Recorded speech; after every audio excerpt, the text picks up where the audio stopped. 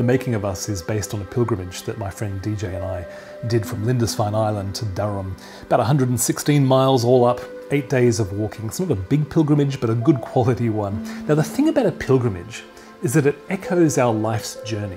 There's a starting point, there's a destination, there's a journey in between with all sorts of twists and turns and joys and challenges. The book of Hebrews talks about us being sojourners in this world, en route to our heavenly home. It's talking about us being pilgrims.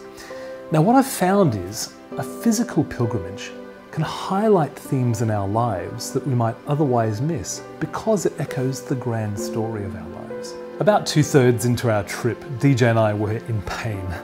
I was lying on my motel bed one afternoon, my hips were aching, my feet were raw, it felt like I was walking on bone. I was just feeling exhausted. And it brought to my mind some times in my life that I've come close to burnout. And unfortunately there's been a few of those times. First time was as a student, trying to do just too many things at once. The next time was as a youth pastor. I lasted only 18 months in the job. I became a statistic for burning out as a youth pastor. And then there was another time in my early years as a broadcaster. And what was common to each of them, I realized as I lay there on that motel bed, was busyness driven by comparison. Now, busyness is a bully at the best of times.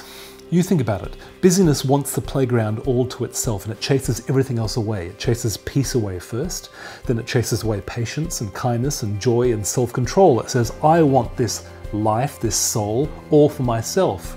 But this bully becomes a tyrant when it teams up with comparison, and the two work together.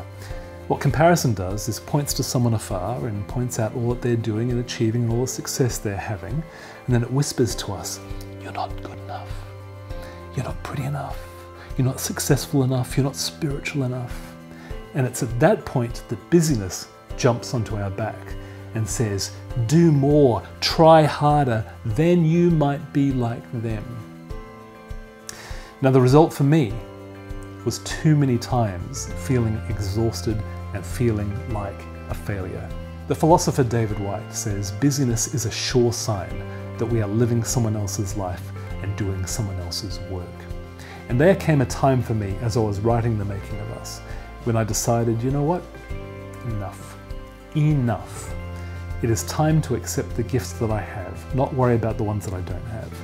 It's time to accept my limits, however confining they may be. It's time to silence those voices, quit the comparisons.